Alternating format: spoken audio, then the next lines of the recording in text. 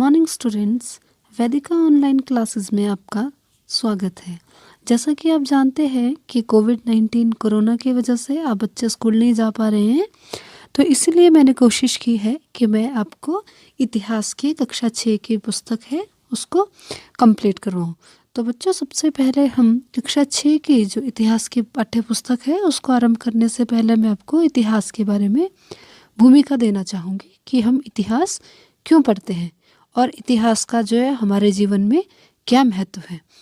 तो उसको जानने के लिए बच्चों देखो, जो घटना आज के दिन बीत गई वो कल के लिए क्या हो जाती है, इतिहास हो जाती है।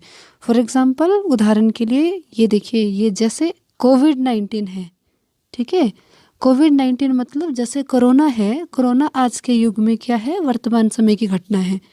परंतु यदि आप इसको 1 महीने बाद या 10 दिन बाद या यदि आप कल भी इसके बारे में विचार करेंगे, जब ये घटना ख़त्म हो जाएगी तो ये क्या बन जाएगी, आपके लिए इतिहास बन जाएगी। तो जो घटना बीत चुकी है उसे हम इतिहास कहते हैं, ठीक है, या उसे हम अतीत कहते हैं। अब सबसे पहले हम आपके इंट्रोडक्शन है बुक का, हमारे अतीत, इसके बारे में हम पढ़ेंगे। बच्चों, बोलने के लिए हमारा अतीत भी हो सकता था, ठीक है, या अतीत भी हो सकता था। ये शब्द हमारे अतीत का क्या अर्थ है इसके बारे में हम जानेंगे। तो देखिए, इतिहास में आपको किन के बारे में जानकारी मिलेगी, राजाओं के बारे में, ठीक है, कि कौन कौन से राजा हुए, ठीक है, उनके युद्धों के बारे में आपको जानकारी मिलेगी, ठीक है, सामाजिक जीवन के बारे में आपको जानकारी मिलेगी, और उसके अलावा आपको राजनीति के बारे में जानकारी मिलेगी, आर्थिक स्थिति के बारे में आपको जानकारी मिलेगी। तो ये इतनी सारी जो घटनाएं हैं, ये घटनाएं केवल राजाओं के बारे में नहीं है इतिहास। ये इतिहास है हम सब के बारे में, आम जनता के बारे में, कि मनुष्य का उदय कैसे हुआ, मनुष्य कैसे बना, ठीक है, और उसने किस हिसाब से विकास किया, उसका भोजन किस तरह का था। तो इस प्रकार की सभी घटनाओं के बारे में हम इतिहास में पढ़ेंगे। तो इसीलिए ये शब्द जो है हमारे अतीत के जो है टाइटल दिया गया है। मतलब ये हमें राजाओं के बारे में ही नहीं अपितु पूरे समाज के बारे में बताता है। तो इसीलिए ये टाइटल जो है हमारे अतीत रखा गया है, ठीक है। तो अतीत को पढ़ने से पहले, जो हमारी बुक है उसको समझने से पहले, जो इतिहास है वो कैसे पढ़ा जाता है, इतिहास क्यों पढ़ा जाता है, तो उसके लिए सबसे इम्पोर्टेंट क्या है कि कोई घटना जैसे कब हुई।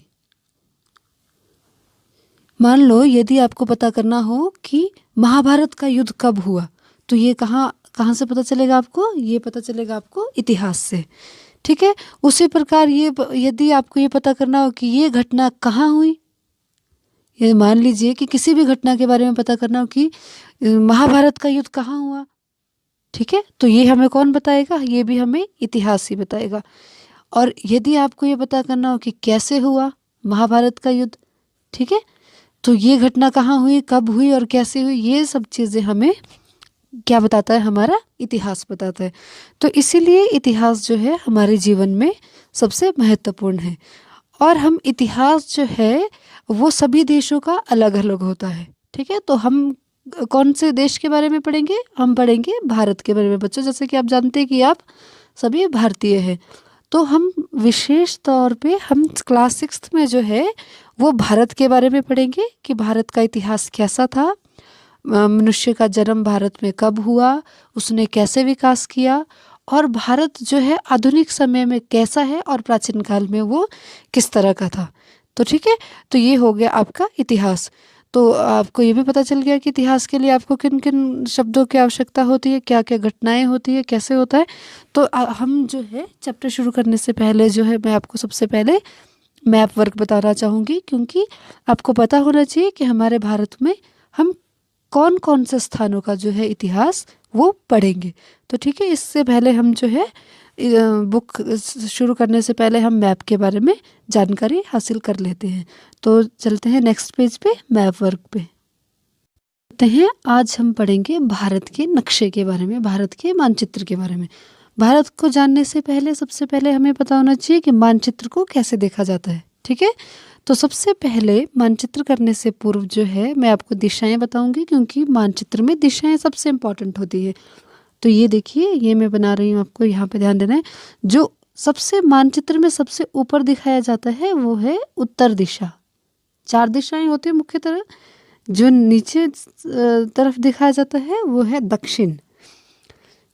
ये आपका लीजिए पश्चिम, और ये आ गया इधर आपका पूरब। ठीक है, तो मानचित्र में जो सबसे ऊपर जो राज्य या केंद्र शासित प्रदेश दिखाया गया है, जैसे यहाँ पे लद्दाख दिखाया गया है, तो लद्दाख क्या है? केंद्र शासित प्रदेश है। तो केंद्र शासित, यदि आपसे पूछे कि भारत के सबसे उत्तर में कौन सा राज्य या केंद्र शासित प्रदेश है, तो आप क्या बोलेंगे? लद्दाख। ठीक है, तो उसी प्रकार से यदि आपसे कोई पूछे कि आपके जो है दक्षिण भारत का कौन सा राज्य है सबसे दक्षिण में, तो आप क्या बोलेंगे? तमिलनाडु। ठीक है, उसी प्रकार यदि कोई आपसे पूछे कि पूरब में कौन सा राज्य है, ठीक है, जैसे पूरब में बहुत सारे राज्य आ गए, तो पूरब के राज्य जैसे अरुणाचल आ गया, नागालैंड आ गया, असम आ गया, मणिपुर आ गया।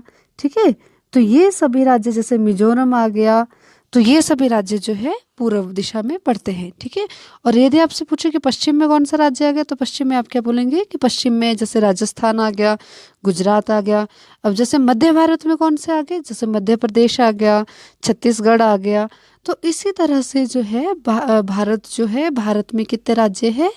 28 राज्य है। ये मैं आपको बता देती हूँ। जैसे लद्दाख हो गया, जम्मू कश्मीर, हिमाचल प्रदेश, उत्तराखंड, पंजाब। ठीक है, फिर उसके बाद आपका दिल्ली आ गया, फिर आपका राजस्थान आ गया, गुजरात आ गया, महाराष्ट्र आ गया, कर्नाटक आ गया, तमिलनाडु आ गया, केरला आ गया। ये जितने भी आपके रंग बिरंगे जो स्थान दिखाए गए हैं, ये भारत के जो है वो राज्य हैं। ठीक है, इसके हम जो है जितने ये राज्य दिखाए गए हैं, इनका इतिहास पढ़ेंगे। साथ में हम कौन से देशों के बारे में और पढ़ेंगे? पाकिस्तान, क्योंकि पूर्व में पाकिस्तान जो है वो भारत का भाग था, तो इसीलिए हम जो है प्राचीन काल का इतिहास पढ़ेंगे। तो हम पाकिस्तान का इतिहास भी पढ़ेंगे, अफगानिस्तान का इतिहास भी पढ़ेंगे, बांग्लादेश का इतिहास भी पढ़ेंगे। तो ये जो स्थान है, इनके बारे में हम जानकारी इतिहास में हासिल करेंगे, क्योंकि प्राचीन काल में ये सभी जो है वो भारतीय उपमहाद्वीप का ही एक भाग थे। एक चीज़ और है मैप में देखने लायक, जैसे ये वाला जो आपका नीला क्षेत्र आप देख रहे हैं, ये नीला क्षेत्र हो गया।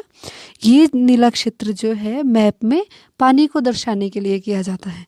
यानी यदि किसी जगह पे पानी हो, जैसे यहाँ पे अरब की खाड़ी में, ठीक है, अरब की खाड़ी में आपका यदि लक्षद्वीप समूह है, तो आपका क्या है यहाँ पे? ये देखिए, आप यहाँ पे नीला दिखाया गया है।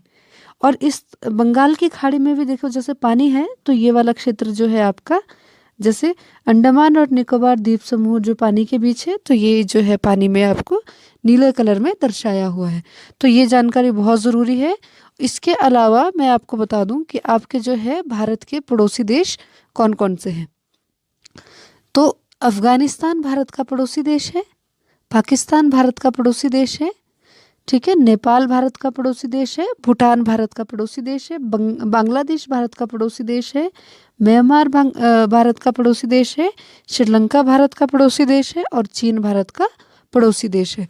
पड़ोसी देश का क्या अभिप्राय होता है? पड़ोसी देश का मतलब होता है जिनकी सीमा जो है वो भारत से लगती है, वो जो है पड़ोसी देश कहलाते हैं।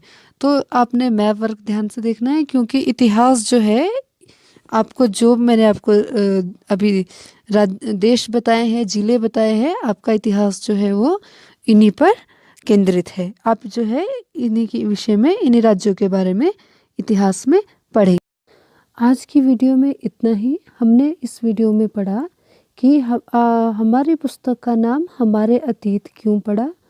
हमने भारत के बारे में पढ़ा, मानचित्र में दिशाएं किस प्रकार से दर्शाई जाती है ये पढ़ा, भारत के पड़ोसी देश कौन कौन से हैं इस बारे में जानकारी हासिल की। तो मुझे उम्मीद है कि आपको ये वीडियो ज़रूर पसंद आएगा।